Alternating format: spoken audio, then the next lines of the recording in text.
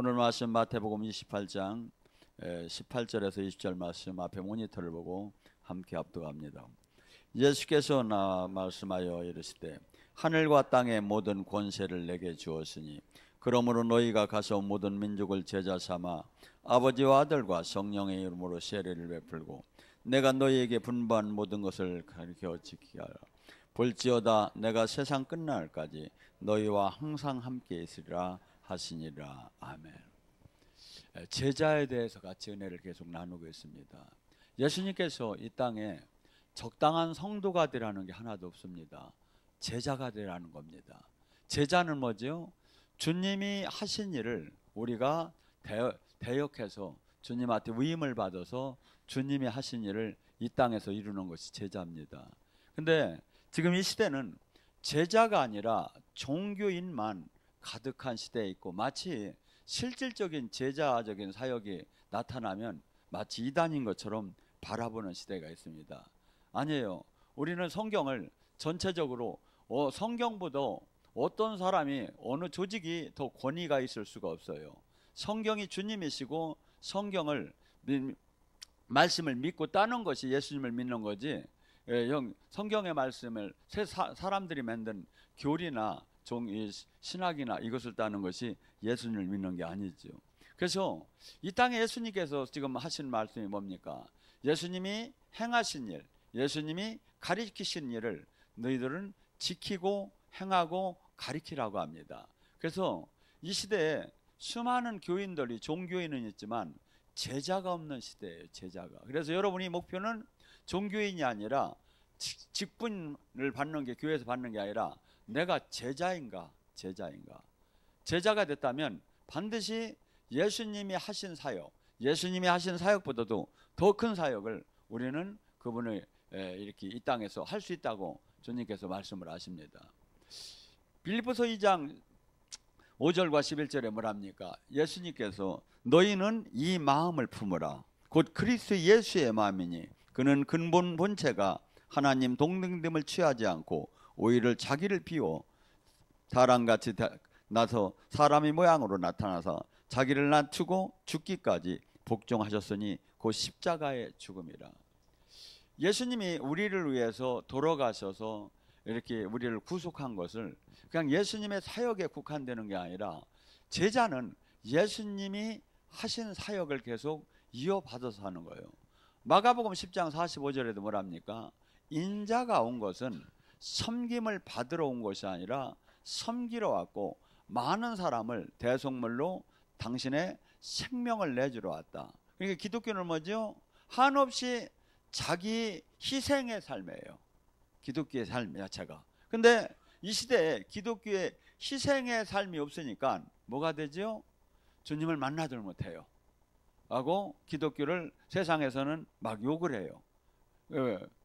지금 기독교는 원래 한없는 자기 부인, 자기 십자가, 자기 희생, 하나님의 미랄, 이 자체가 기독교가 가야 할 길인 거예요. 왜? 예수님이 이 땅에 오셨을 때 이 삶을 사셨기 때문에.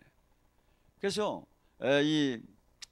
우리가 왜 이토록 지금 이 세상에서 지금 하나님의 생명이 안 나타나는가, 왜 이렇게 능력이 안 나타나는가, 이것은 지금 주님이 가리킨 말씀대로 삶을 살지 않아서 그래요. 고린도서 4장 10절 11절은 뭐랍니까? 예수 그리스도의 십자가의 죽음을 삶을 날마다 짊어지면 예수 그리스도의 생명의 능력이 날마다 나타나느니라. 지금 이 시대에 능력이 안 나타나는 것을 정당화시켜요. 그것은 사도시대 때나 일어난 일이고 지금은 그냥 종교 활동을 하면 되는 것처럼 가르쳐요. 하고 믿고 구원받은 사람의 표적에 그것은 그때의 상황이고 지금 아니라고 가르쳐요. 아닌데 성경은 지금 이렇게 해요. 우리가 예수님의 십자가의 죽음의 삶을 제자답게 살지 않았기 때문에 예수님의 생명의 능력이 안 나타나느니라. 우리는 이 성경을 막 내 맘대로 지금 교회가 바꾸고 있는 거예요. 아니에요. 성경 말씀 한마디도 천지가 없어지는 안 있어도 하나님 말씀은 없어지지 않는다고 해요. 이 말씀을 바꾸고 변개시키는 고난이 우리에게는 하나도 없어요. 이 예수 그리스도 안에서 모든 하나님의 말씀은 아멘이로 그냥 받아들여야 하는 거예요. 그리고 또 하나 많은 사람이 착각을 하는 게 한 번 이제 구원을 받았다 이거야. 그렇기 때문에 나는 이제 끝났다 이거야. 나는 이제 하나님의 자녀가 됐으니까 끝났다 이거야. 그렇게 하면서 이렇게 방종한 생활을 막 하고 자기 멋대로 생활을 하고 모두 구원파에서 이게 특히 일어나는 건데 구원을 받았다 이거야. 그렇기 때문에 다시 구원 못 받을 수가 없다 이거야. 근데 성경은 날실과 설실이 같이 다르듯이 알리미늄주의와 칼빈주의가 서로 겹쳐서 계속 나타나요. 알리미늄주의는 뭐냐면 한 번 구원은 영원한 구원이다. 칼빈주의는, 알리미늄주의는 뭐냐면 순복음 쪽에서 있는 건데 구원을 받았다면 구원받은 표적인 행위가 나와야 하지 않느냐. 이 두 가지가 항상 겹쳐나가요. 근데 우리는 큰 틀에서 보면 이게 이해가 되는데 작게 막 싸우다 보면 논쟁만 되고 있죠. 자, 빌립보서 2장 12절에 뭐랍니까? 너희는 항상 복종하여 두렵고 떨리는 마음으로 구원을 이뤄나가라. 구원 한번 이뤘는데 왜 또 구원을 이뤄나가랴? 사도 바울은 삶을 보셔봐요. 한없이 자신을 복종시키고 자기를 맨날 죽임에 선한 싸움을 싸워나가요. 아니 구원 한번 받았는데 왜 그렇게 하였느냐 이거죠. 구원은 이 두 가지에 저는 있다고 봐요. 거듭남에, 한 번 거듭남에 이렇게 영적인 거듭남의 은혜가 있고 또 나아가서는 이것을 완성시키는. 그래서 우리더러 그냥 예수님을 믿었다는 데서 머무는 게 아니라 여러분이 나나 이 땅을 떠나는 날 반드시 그리스도의 심판대에서 뭘 해야 한다? 열매를 내놓아야 해요. 열매가 뭐죠? 예수님이 이 땅에 하신 사역을 제자 되어서 제자로서 한 사역을 내놓아야 한다 이거야. 근데 여기에는 열매를 내놓는 삶이 없고 지금은 종교 활동이 열매인 줄 착각을 하는 거야. 아니에요. 바리새인 서기관들의 이 종교 활동은 열매로서 하나도 가치가 없어요. 그래서 주님이 우리더러 가르치신 제자되라고 하고 모든 것이 하나 되라고 하는 것이 무엇인가를 하나하나 우리가 삶 속에서, 그래서 기독교는 종교를 가지라는 게 아니라 예수님과 우리와 성령님과 모두가 하나님과 하나가 되라는 거예요. 하나가. 그래서 우리 몸은 이제 몸이 성전되었고 그분과 하나가 되는 거예요. 그래서 이 바울 사도는 고린도후서 4장 7절과 8절에 말해 우리는 이제 보배로운 질그릇이다. 보배, 막 가장 귀한 것들이 우리 몸 안에 있어요. 예수님, 성령님. 근데 우리 자체는 질그릇이야. 우리 자체는 보배롭들 못해. 그렇지만 우리 안에 담은 복음 안에서 들어온 성령님은 아주 하나님의 영광을 드러낼 수 있는 그러한 귀한 거다 이거야. 그러면 뭐랍니까? 사방에 우겨싸임을 받아도 답답한 일을 당해도 박해를 당해도 거꾸로 튀는 일을 당해도 나는 살아난다 이거야. 왜? 세상 사람들은 이런 일이 터지면 아주 모든 그 문제를 내가 이겨내지 못한다면 쓰러지고 망할 수밖에 없죠.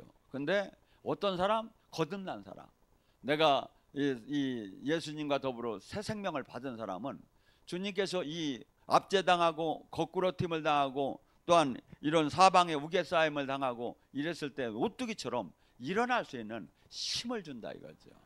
힘을 준다 이거죠. 그렇기 때문에 이 세상 사람하고 믿음의 진짜 사람하고는 완전히 방향이 다를 수밖에 없어요. 예수님이 지금 계속해서 우리에게 요구하는 것은 너희가 이제 제자가 됐다면, 예수님을 믿었다면 너의 정체성이 뭔가를 알으라 이거야. 빌립보서 3장 20절은 뭐랍니까? 네가 하늘의 시민권자인지를 알지 못하느냐. 시민권자. 지금 우리는 이 땅에서 어떻게 보면 이 땅 속에서는 나그네처럼 살아야 한다는 거예요. 그렇기 때문에 한없는 조롱과 멸시와 천대를 받아가면서 이 땅에서 내가 이 가장 옳고 가장 거룩한 하나님 예수님을 하나님 복음을 믿었지만 실상 이 세상에서는 그 대우는 조롱과 멸시를 받을 수 있다 이거죠. 그래서 지금 우리는 이 바울 사도는 이 주님을 만나고 나서 나는 아무것도 아니지만, 나는 질그릇이지만 주님이 나와 함께 한다면 내가 무엇이든지 할 수 있다는 걸 깨달았어요. 무엇이든지. 그러니까 우리는 뭐죠? 우리 자신 안에 있는 하나님은, 창조주는 무엇이든지 할 수 있는 분이죠. 나는 할 수 없지만 내 안에 계신 이는 무엇이든지, 그러니까 나에게 능력 주시는 주 안에서 내가 무엇이든지 할 수 있다. 그러니까 이 세상 사람들은 하나도 할 수 없는 것을 나는 할 수 있는 거예요. 왜? 하나님 생명이 나오기 때문에. 근데 단 조건이 뭐야? 주님과 하나가 됐을 때. 주님과 하나가 됐을 때. 그래서 우리는 이 땅에서 예수님, 하나님을 증명하는 증인된 삶을 반드시 사는 것이 제자의 삶입니다. 이 세상에 지금 예수님, 하나님을 성경 속에서나 아니면 제자를 통해서만 사람들이 알 수 있는 거예요. 그 통로의 역할을 제자가 하라는 거예요. 근데 이 통로의 역할을 하기 위해서는 반드시 뭐가 필요한다? 사도행전 1장 8절에 오직 성령의 권능을 받으라는 거예요. 왜? 예수님을 증명하는 것을, 하나님을 증명하는 걸 뭘로 증명할 겁니까? 우리가 예수 이름으로 기도할 때 귀신이 떠나고, 예수님 이름으로 기도할 때 기적이 일어날 때 주님을 증명하는 거예요. 그렇기 때문에 지금 교회가 이 증명을 못하고 신학, 교리, 종교로 다니 예수님을 증명하려니까 뭐가 되죠? 관념적으로 증명이 돼요. 그러니까 자신들도 확신적인 게 없다 보니까 삶이 바뀌더라 안 해. 이기적인 그 욕망을 이길 힘이 없고 무너지고 있고, 밑에 사람들도 종교인은 되는데 실제 제자가 될 수가 없는 것이죠. 이 초대교회나 저기에서는 이들이 확실하게 살아계신 주님을 만나기 시작했어요. 사도행전 2장에 막 성령이 임할 때 얼마나 강하게 임했으면 모두가 술 취한 현상이 일어났다고 해요. 여기서 은혜를 받다 보면 술 취한 현상이 많이 일어나죠. 이것이 가장 성경적이라는 거야. 성령이 충만했을 때 술 취한 현상이 일어난다 이거야. 그러면서 그들이 백가 사람들이 사도들이 수없는 기적과 표적이 일어나므로 상종을 하지 못하고 오히려 두려워했더라. 왜? 차원이 다르다 이거야. 우리 일반인들하고 거룩한 삶이 있죠. 거기 하나님의 생명이 막 나타나는 삶이 나오니까 사람들이 두려워 떨며 백성들을 칭송했다고 그래요. 여러분, 지금 예수님을 지금 교회에서 모든 교회가 전도를 하려고 합니다. 전도를 하는데 뭘로 주로 합니까? 뭐 전도 특공, 전도대회 해가지고 사람들을 막 데리고 와라, 뭘 나눠준다, 아니면 성김점도로 막 뭘 갖다 이렇게 이삿집에다 나눠주고 뭐 저기 하면서 이렇게 전도하고, 그런 식으로 다니 전도가 돼요. 근데 예수님이나 사도시대의 전도는 절대 이런 전도가 아니에요. 전도의 모든 저기는 뭐라 하죠? 권능과 영광이 나타나서 사람들이 칭송하고 하나님 나라를 믿게끔 됐죠. 얼마나 믿었으면 사도행전 2장에 그 하나님의 영광이 막 임재가 나타나며 귀신이 떠나고 병이 고쳐지고 사람 마음이 바꿔질 때 얼마나 확실했으면 뭐가? 나의 전 재산을 내놓을 수가 있었어요. 스스로 한번 생각해봐요. 전 재산을 지금 내놓고 싶은가? 전 재산 어느 정도로? 100% 하나님 나라가 있다. 그래서 내가 여기다 내 재산에다가 의지하고 살 이유가 없다. 여기다 저기 하는 거 오히려 유무상통하고, 내가 소망을 하늘에 두는 게 옳고, 하나님이 계시고 성령이 계시고 귀신이 떠나는 것이 한눈에 보이고 내 안에서 막 보이고 느껴지니까, 그러니까 그들의 삶이 완전히 바뀌어지기 시작하는 거예요. 지금 전도가 안 된다고 합니다. 아니에요. 로마서 15장 19절 바울 사도가 뭐라고 합니까? 내가 예루살렘에서 119까지 편만하게 복음을 전도했을 때 전파한 것은 오직 성령의 기적과 표적이 모든 믿지 않는 이방인을 굴복시켰다 이거야. 굴복시켰다 이거야. 기독교는 이 권능이 나오지 않으면 사역을 자체를 할 수가 없게끔 됐기 때문에 예수님도 12제자도 70인의 제자도 모두가 귀신을 쫓고 병을 고치는 이 사역을 통해서 하나님 나라를 전파했어요. 근데 이 지금 현재 모두 제자 교회라는 이름까지 가진 교회들도 이 사역을 하나도 하들 못하는 거예요. 뭐죠? 이 지금 귀신을 쫓고 병을 고치는 외형적인 문제가 되는 게 아니에요. 더 큰 건 뭐냐면요, 사람의 생각과 마음을 붙잡고 있는, 아니면 저주를 붙잡고 있는 악한 영, 이게 묶임이 막 풀어지고 자유케 되는 게, 이게 기독교의 가장 핵심인 거예요. 근데 이것이 예배 중에 이게 일어나고 이렇게 대하는데 이것을 지금 잃은 상태죠. 여러분, 예수님께서 누가복음 13장 32절에 뭘 합니까?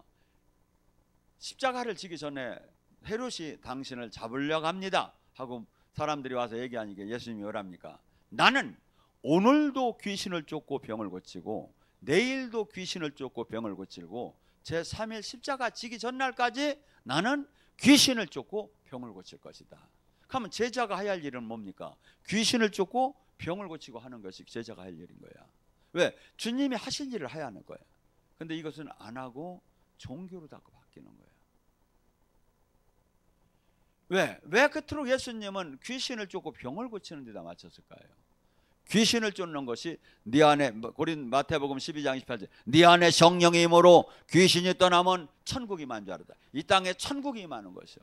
누가복음 4장 18절에 눌리고 억압되고 포로되고 소경되고 가난에 눌리고 병마에 눌리고 슬픔에 눌리고 두려움에 눌리고 억압되고 포로된 것을 해방할 때 뭐가? 주의 성령이 임하면. 영적인 다 전쟁인 거예요. 영적인 다 사역인 거예요. 근데 이 사역을 안 하고 신학적, 교리적으로, 종교적으로만 얘기를 하는 거야. 그리고 실상 삶에서는 안 나타나는 거야. 아니죠. 제자의 사역이 전혀 아니죠. 제자의 사역이. 그다음에 우리는 다 내가 옳다, 우리의 교회가 옳다, 우리 교회가 옳다 하면서 영의 실제의 제자 예수님이 하신 그 사역, 예수님이 가리킨 그 사역을 현실적으로 나타나지 못하고 있다 이거죠.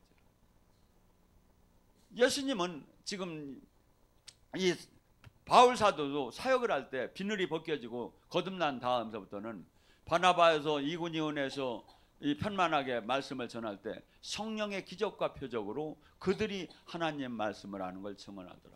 저나 여러분들이 반드시 알아야 할 게 지금 이 시대도 동일하게 역사했어요. 어떤 사람? 주님이 뜻대로 사는 자. 제자의 삶을 살게 되면 동일하게 역사는 제자의 삶에 못 들어가고 종교인의 삶에 살기 때문에 역사가 안 일어난다 이거야. 예수님께서는 뭐라 하냐면 승천하시기 전에 요한복음 14장에 뭐냐면 13절에 너희들은 이제부터 내 이름으로 구하라. 그리하면 내가 시행하리라. 이게 예수님이 아주 약속을 하고 가요. 근데 이때 그들에게 약속한 사람이 누구야? 제자들인 거야. 제자가 아닌 사람이 구해서 되는 게 아니다 이거야. 우리는 제자가 돼야 한다 이거야. 그랬을 때 놀랍게 주님께서는 무엇이든지 하신다고 약속합니다. 여러분, 사도 바울은 어떻게 본다면 예수님에게 대적했던 사람입니다. 예수님을 추종하는 사람들을 잡아가지고 감옥에다 가두려고 했던 사람입니다. 그러나 비늘이 벗겨지고 그가 온전한 예수님의 제자 사역을 할 때 놀라운 권능 사역이 막 일어나기 시작하는 거예요. 사도행전 14장 8절에 루스트라에서 바울이 이 강론을 할 때 나면서부터 안진뱅이가 있었어요. 그가 이렇게 보니까 바울이 볼 때 그가 나을 만한 믿음이 보였다고 해요. 여기는 목사님들이 설교하시는 목사님들도 있을 거예요. 근데 이것을 설교를 하다 보면 막 이게 스펀지에 물 빨아들이듯이 막 그냥 막 은혜를 받는 사람이 보여요 이게. 근데 남에서부터 안진뱅이가 그러한 믿음이 있는 것을 보고서니 바울이 큰 소리로 이런 주목해서 뭐랍니까? 큰 소리로 네 발로 일어나 걸어라고 선포했어요. 그때 그는 벌떡 일어나서 뛸 때 사람들은 이것은 사람이 아니다. 바울이 사람이 아니다. 제우스와 헤르메스 신이 내려온 거다 하면서 막 신전에서 막 소하고 화환을 갖고 사람들이 와서 영접하려고 이렇게 했어요. 바울이 쫓아나가서 우리가 똑같은 성정이라며 옷을 찢고 이렇게 말렸어요. 여러분, 하나님의 역사는 그 모두가 지금 사역은 하나님의 놀라운 권능의 역사를 통해서 하나님의 살아계심이 나타나는 거예요. 바울 사도가 사도행전 16장에 빌립보 감옥에 갇혔을 때 어떻습니까? 김이 갇힐 이유도 없는 거예요. 뭐였죠? 그 점치는 귀신 무당이 자꾸 쫓아오면서 귀찮게 하니까 소리쳤더니 그냥 너무 세게 소리쳤나 그냥 한 방에 그냥 그 귀신이 날아가 버린 거예요. 그러니까 점을 못 치니까 막 그 주인이 고소를 한 거예요. 그때 어떻게 합니까?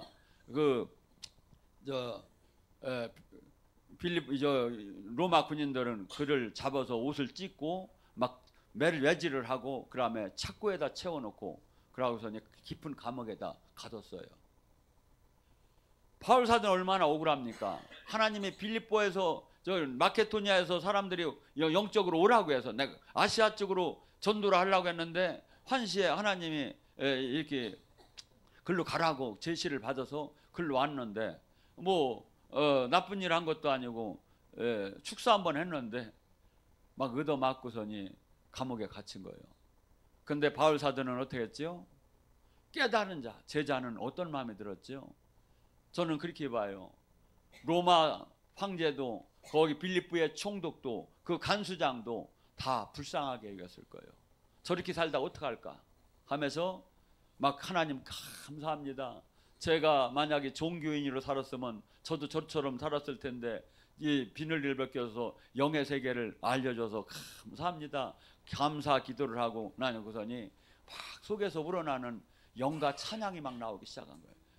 내 구주 예수를 하면서 막 그냥 이 착고를 툭툭 치면서 막 기도 찬양을 하니까 뭐가 됐죠?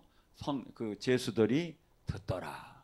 그러더니 갑자기 지진이 일어나면서 착고가 열리고 옥문이 열리고 막 놀라운 기적이 일어나기 시작했어요. 여러분의 인생 속에서도 여기에 똑같은 게 있어요. 지금 가난의 착고에 처해 있어요. 병마의 착고에 처해 있어요. 두려움의 착고에 처해 있어요. 수없는 환경의 착고에 내가 매여 있어요. 이걸 풀려면 어떡하죠? 기도하고 찬양하는 거예요. 불평하고 원망을 해봐요. 착고가 더 세게 쳐지기 시작을 해요.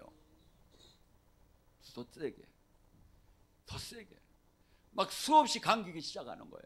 불평하고 원망하면 불뱀이 와요. 불뱀이. 이게 성경적 원리예요. 이게.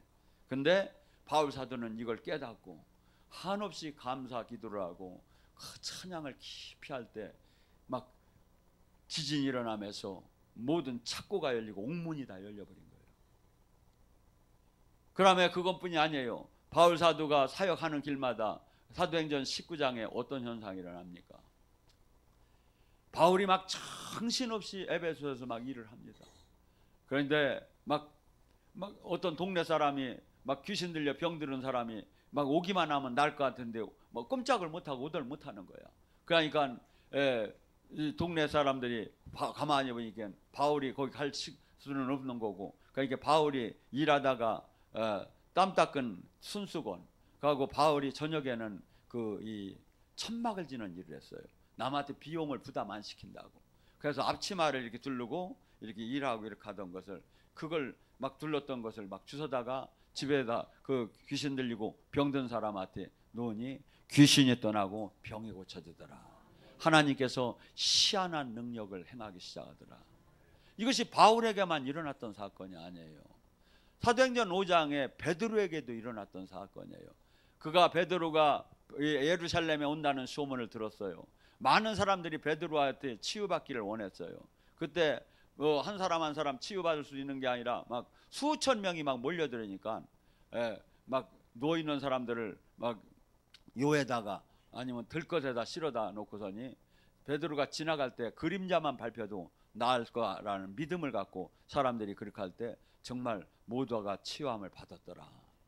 이것이 그때 성경에 나오는 그 사건이고 역사적인 사건이 아니에요. 예수님은 우리는 어제나 오늘이나 동일하다고 하잖아요. 예수님이 지금 마태복음 28장에 뭐 내가 한 일을 하고 내가 한 일을 가리키라고 하잖아요. 근데 이것을 지금 교회가 안 되는 거예요. 그리고 서로 가장 옳은 교회라고만 얘기하기 시작하는 거죠. 또한 우리 사역자는 반드시 해야 할 게 있어요.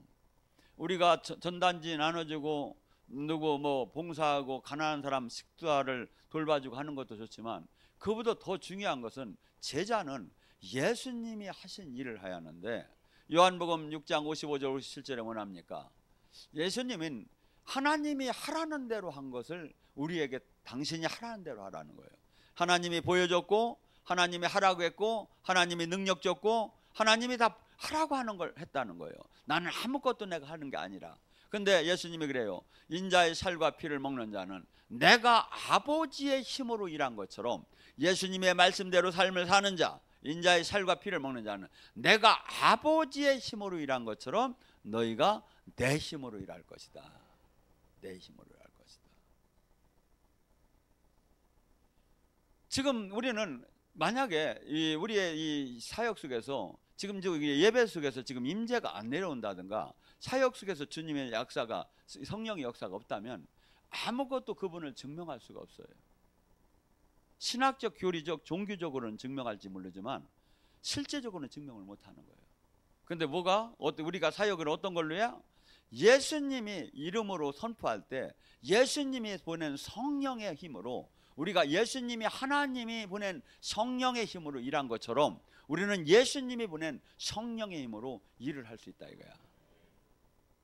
교회는 이것이 가장 핵심인 거예요. 근데 이것을 잃어버렸어. 그리고 사람이 다 하는 거야. 아니에요. 교회는 성령이 하시는 거예요. 근데 왜 성령이 이렇게 못 나타날까요? 성령이 못 나타나는 이유는 요한복음 12장 24절 놀라워요. 하나님의 우주의 법칙이, 성령의 법칙이 그대로 적용돼요. 여러분이 땅에다 씨를 뿌렸을 때 그 씨는 반드시 썩어야 거기서 싹이 나요. 썩지 않으면 싹이 날 수가 없듯이 우리도 내 안에 오신 성령님은 내가 죽었을 때만 이 안에서 싹을 낼 수 있다는 거야. 죽었다는 게 뭡니까? 이분의 온전한 다스림 안에 있을 때, 나는 죽었고 내 안에 사시니가 그리스도가 될 때, 내가 살으면 이분은 싹을 못 내. 뭔 얘기인지 아세요? 그래서 이 세상에 수많은 논리하고 맞들 않는 거야. 이 세상은 노력한 만큼 실력이 있고 노력한 만큼 성공을 거두는데 기독교는 죽어야 사는 거야. 이 원리를 사도 바울을 통해서도 보여준 게 있어요. 사도 바울은 너무나 큰 권능을 받았기 때문에, 왜? 로마 시민권도 가졌지, 그가 가말리 학파의 그 최고의 지성인 기독교 말씀을 배웠지, 모든 걸 다 갖췄고 대단했기 때문에 거기에 권능이 나오면 베드로 알기를 원래가 막 거기 나오잖아요. 막 우습게 하는 사람인데 더 난리가 날 것 같은 거야. 그래서 하나님이 그 베드로는 배운 게 없으니까 뭐 가시를 줄 것도 없고 하나님이 바울에게는 가시를 준 거예요. 그 가시가 얼마나 아팠느냐면 전승에 의하면 말뚝으로 박은 것처럼 아팠다 그래요. 그래서 바울은 늘 찡그리고 힘이 없어 비고 으드내렸다고 해요. 외형적으로. 이 서신은 강한 힘이 있지만 실제 만나면 별거 아니라고 비웃는 것들 막 나오잖아요. 근데 바울이 그래서 3번씩이나 금식하면서 기도했어요. 하나님, 이 밭이 좀 빼달라고. 내가 정말 열심히 일하고 있지 않느냐고. 그러니까 이 가시 좀 빼주게 되면 제가 평생을 거쳐서 더 목숨 내걸고 일을 하겠다고 하고 간절히 금식하며 기도하니까 하나님의 응답이 떨어졌어요. 바울아, 나는 네가 지금 은혜를 족한 줄 알라. 나의 은혜는 네가 약할 때 강함이다. 네가 얻어맞고 네가 조롱받고 네가 멸시받고 네가 천대받고 네가 배고파하고 네가 수없이 눈물을 흘릴 때 내 능력은 그 안에서 온전할 수 있다. 우리는 큰 교회에서 큰 주님의 능력이 나올 것 같아요. 아니라는 거야. 약할 때 강함이라는 거야. 그래서 예수님께서는 항상 뭐라면 나를 보고 실족하지 않는 자는 복이 있도다. 예수님의 외형적인 조건을 보면 사람들이 주님이라고 인정할 수가 없었어요. 왜? 나사렛 촌사람이고 거기 환경을 보나 모든 걸 봤을 때 창조주 하나님의 분신이라고는 볼 수가 없었어요. 그래서 그는 연한 순 감고 뭡니까? 이사야 선지자가 얘기하잖아요. 볼만한 것이 하나도 없었다고. 근데 그래서 이사야 선지자는 뭐랍니까? 내가 이 하는 얘기를 누가 믿어주랴? 이사야 선지자는 600년 전에 예수님이 오는 것을 다 환시로 본겨. 근데 보니까 어디 그냥 나사렛 촌에 시원찮은 데서 뭐 여자 저기 베들레헴에서 처녀로부터 이 아기가 탄생을 하고 나사렛에서 촌에서 목수의 자녀로 막 초라하게 사는 것이 막 보여지기 시작하는 거야. 그러면서 나와서 막 강하게 막 그냥 막 장군처럼 막 이렇게 하는 것이 아니라 뭐 저기를 해도 죽기 직전에도 말을 타고 당당하게 가는 것도 아니고 그냥 노새 타고 들어가고. 그래서 이사야가 이걸 보고서니 한탄하면서 누가 내가 하는 말을 믿으리요? 누가 내가 하는 말을 믿으리요? 그래서 예수님은 이 저기를 뭐라 합니까? 걸려 넘어지는 돌이라고 해요. 그러니까 하나님 이것을 이 말씀이나 이런 인리가 막 대단하게 막 하나님이 막 그냥 짜자자자 하고서니 하늘문이 열리면서 주님이 내려오셔가지고 안 믿으면 니들 다 죽어 훅 불으면 그냥 다 죽고 그러면 안 믿을 사람 누가 있겠습니까? 근데 막 이 엉망 그냥 촌의 그 제도권에 그때 당시에 이 제도권에 볼 때는 예수님의 12제자랑 이렇게 같이 우물려서 막 세상을 구한다고 왔다 갔다 할 때는 웃기는 짬뽕인 거예요. 그런데 거기에 하나님이 계신 거예요. 여러분, 지금 우리는 외형에 너무 눈이 버려버렸어요. 아니에요. 지금 그래서 하나님의 이 도를 깨닫는 자는, 그런데 수없이 여기서 우리는 어느 때 이것이 자꾸 보여지고 깨달아질까요? 내가 마음이 청결할 때, 어린아이 같을 때 이 진리가 보이기 시작한다는 거예요. 어린아이 같을 때.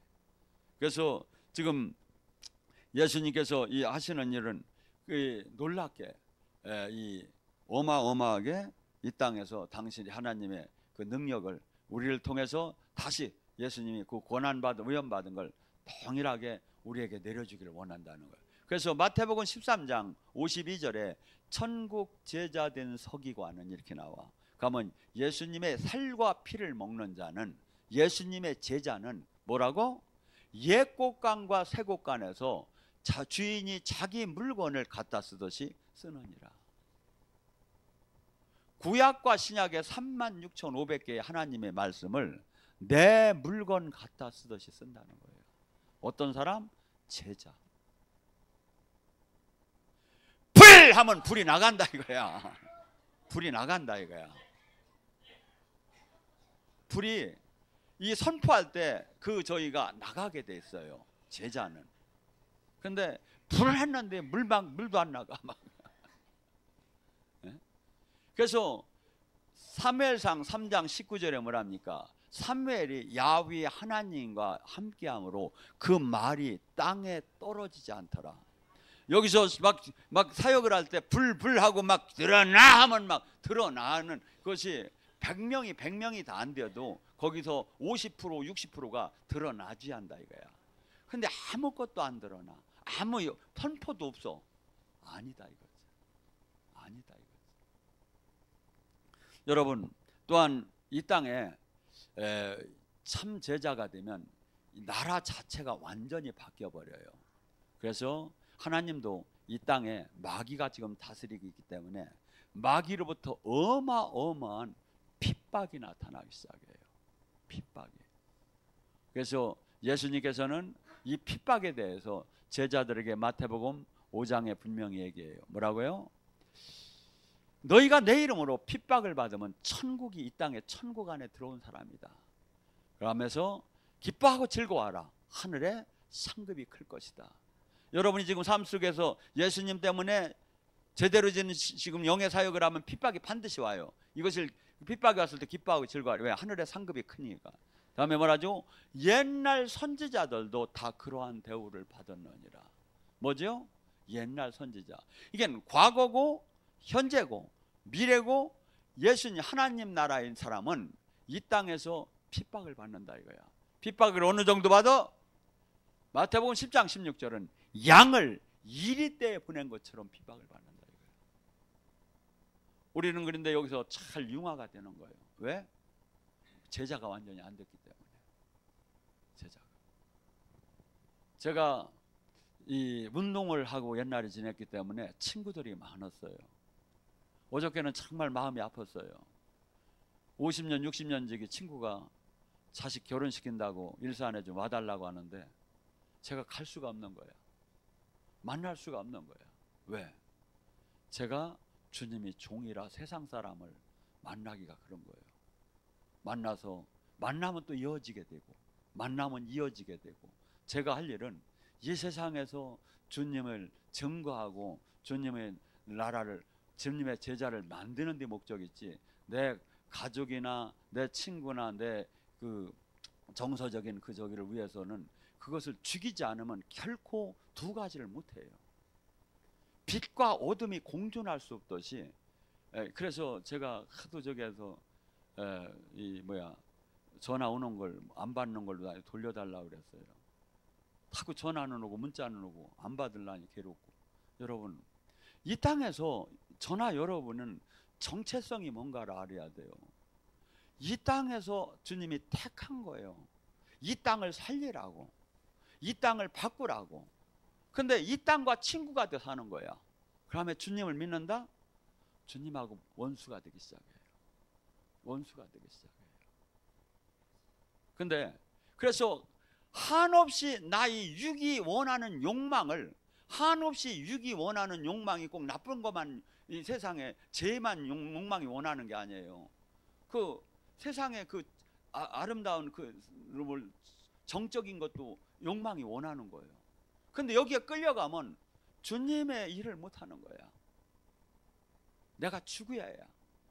내가 죽고 이분의 다스림 안에 들어가야만이 이분이 나를 다스리고 이분이 나를 통치하고 이분을 통해서 나의 생명, 그분이 이미 생명이 나올 수가 있는 거야. 수많은 사람들이 지금 아니에요. 주님은 늘 제가 이렇게 기도를 해보면 어느 때 안 계신 적이 한 번도 없어. 내가 맨날 도망가지. 늘 기도가 무릎 꿇고 기도하기 시작하면 늘 주님은 대화를 나누기 원하고 늘 함께 하기를 원하는데, 근데 지금 많은 사람들이 전부 다가 이게 종교로 바뀌어버린 거예요. 아니에요. 제자가 되라는 거예요. 근데 제자가 가고 또한 이 땅에 놀라운 예수님의 그 구원 사역을 실질적으로 하는 구원 사역자가 되라는 거예요. 얼마나 많은 사람들이 병마에 눌려 있습니까? 제가 이렇게 보면 어떤 때 보면 병원이 다 돈은 버는 것 같아. 두 번째, 이 외형적인 병만 아니라 저기 제가 용산에 저 애들 저기 사무실이 있길래 잠깐 올라가다 보니까 그 아주 최고 좋은 빌딩에 딱 이렇게 서울대 이렇게 마크가 딱 있고, 그러고서니 정신과 정신 상담 내과 의원. 이게 딴 거 아니고 우울증, 불면증, 이런 귀신을 뭐 이런 영적인 것을 이렇게 하는 그 과의 그 병원 그 의원인 모양이에요. 그걸 저기 서울대 과에 그게 있는 모양이에요. 아주 간판을 착 해가지고 이렇게 걸어놨다고. 근데 나는 이것저것 다 하는데 나는 거기 뭐죠? 이 세상, 그러니까 뭐냐면 이 세상은 지금 기독교가 그만큼 신뢰를 잃어버렸어요. 그리고 종교로 하고 그냥 믿으라고 하는 거예요. 그러니까 뭐죠? 한국은 지금 교회가 1년에 50만 이상씩 사람들이 떠나고 있어요. 그래서 이대로 가면 한국에 뭐 조금만 있으면 기독교 국가라고 볼 수가 없을 정도로 무너질 거예요. 왜? 제자가 없어서. 어느 교회든지 제자가 있어야 하는 거예요. 제자. 그 제자가 제자를 만들어야 하는데 제자가 없고 종교인만 가득한 거예요. 종교인만. 여러분, 아니에요. 지금 예수님의 사역은 전제 조건이 뭐냐면 신학교 나올까요? 아니면 뭐 직분 받을까요? 아니라는 게, 오직 성령의 권능을 받아야 예수님을 증명해요. 왜? 이 땅에 영의 전쟁뿐이에요. 이거 알고 보면 마귀 나라냐 하나님의 나라냐. 그래서 저도 이렇게 보니까 두 가지밖에 이 인류에게 있는 건 없어요. 지옥 갈 자냐 천국 갈 자냐. 근데 천국은 너무나도 좁은 문이라는 거야. 근데 교회는 넓은 길로 가르쳐 버리는 거야. 이걸 한없이 천국은 죽어봐야 되는 게 아니라 영적인 전쟁을, 피나는 전쟁을 통해서 나라는 사람이 만들어지고 나 자아가 죽은 자가 가는 건데, 이렇게 안 가르치고 등록교인 종교 활동을 하는 게 모든 것이 간 것처럼 이렇게 가르친다 이거죠. 여러분, 성경 말씀을 다시 한번 봐봐요. 주님이 성경에 뭐라고 써 있는가. 수없이 주님은 이 땅에서 깨닫는 자가, 이 땅에서 하나님 나라를 이루는 자가 너무나 적을 거라고 침노하듯이, 전쟁을 하듯이, 낙타가 바늘길을 들어가듯이 어렵다고 자꾸 하는데, 우리는 마치 전혀 그렇지 않게 등록교인이 마치 된 것처럼 다 그렇게 얘기를 하고 있다 이거죠. 아니에요. 여러분, 제자가 됐다면 반드시 그에게 나타나는 게 있어요. 열매가. 하나님의 생명과 능력이 나타나요. 두 번째, 그가 자기 희생과 거룩함이 나타나요. 이것이 나타나요. 제자는. 그리고 여러분도 반드시 이것이 나타나는 사람이 되는 것이, 누가 뭐라고 저기를 하고 우리가 이 열매를 보면 그 나무를 알 수가 있다는 거예요. 여러분이 이 땅을 떠나서 예수님한테 내놓을 게 이 열매를 내놓아야 하는 거예요. 열매. 종교 활동을 내놓는 게 아니라니까요. 바리새인 서기관들이 이 천국을 들어갈 수가 없다니까요. 우리는 지금 그러니까 항상 내가 주님과 생명으로 연결이 됐는가, 내가 지금 제자의 사역을 하고 있는가, 내가 주님이 원하는 열매를 지금 맡고 있는가, 이것을 자가 점검하면 금방 알 수 있지요. 어저께는 외국에서 선교사 노릇 하시는 분이 와서 저랑 잠깐 상담을 한 적이 있어요. 아니 보니까 기도 줄기를 하나도 못 잡어. 근데 몇십 년 동안 선교사 하다 오셨대요. 그래서 선교사님, 기도 줄기가 지금 하나도 잡히질 않고 영이 안 뚫렸어요. 내가 그랬더니, 뭐 안 뚫리면 어떠냐, 나 선교사 하면 되는데. 근데 내 자식이 지금 반신불수가 돼 있대요. 아, 그거 보세요. 온전했으면 열매가 나쁠 이유가 없잖아요. 그러니까 말을 듣지 않으려고야. 그래서 옆에 있는 전사들은 얘기하라고 나 그냥 가버렸어. 여러분, 지금 제가 성경 말씀을 다 얘기했어요. 근데 말씀도 안 인정을 안 하려고 해요. 그럼 뭘 인정하? 예수님을 믿는 게 뭡니까? 말씀이 주님이신데, 말씀이 나를 기분 나쁘게 한다고, 말씀이 나를 부끄럽게 한다고 이 말씀을 안 믿으면 뭘 믿는 거냐고요. 말씀이 나를 위로하려고? 아니에요. 말씀은, 성령은 위로도 하지만 책망도 하고 경고도 하는 거예요. 이 말씀은 나를 때려서, 나를 부셔서 내 부끄러움을 알 수 있게 이 거울이 되고 자가 되는 거예요. 근데 기분 좋은 소리만 계속 듣는 거야. 내가 바뀔 이유가 하나도 없지요. 두렵고 떨리는 말로 내가 잘못된 걸 깨달았을 때 바뀌려고 노력을 하는 거 아닙니까? 주님은 찾는 이가 없다는 거예요. 깨닫는 지도 없다는 거예요. 지금 우리는 성경을 다시 보여요. 그러면서 아, 하나님이 이렇게 원하시고 있는구나. 하고 나는 이 말씀 안에 이만큼 못 들어갔다면 난 지금 잘못되고 문제가 있는 거라는 걸 스스로, 왜? 지금 나의 기분을 맞추는 판단 기준은 아무 의미가 없어요. 여러분이나 저나 이 땅을 떠나는 날 무서운 심판대에서 무서운 하나님의 말씀이 정확하게 적용이 되기 시작을 해요. 정확하게. 이걸 부인하는 사람은 하나도 없을 거예요. 하나님의 말씀이 심판대 기준이 된다는 건 부인할 사람은 없을 거라고요. 이것은 실제 그렇게 될 수밖에 없는. 근데 전혀 말씀이 지금 적용이 안 되는데도 괜찮게 두려웠고 떨리는 마음으로 살지 않는 거예요. 믿고 구원 받았던 표적이 나온다는데 그 표적이 안 나오는데도 두려워하지 않는다 이거죠. 왜? 그냥 괜찮다 이거야. 우리끼리 괜찮죠. 심판대에서는 말씀이 기준이다 이거예요.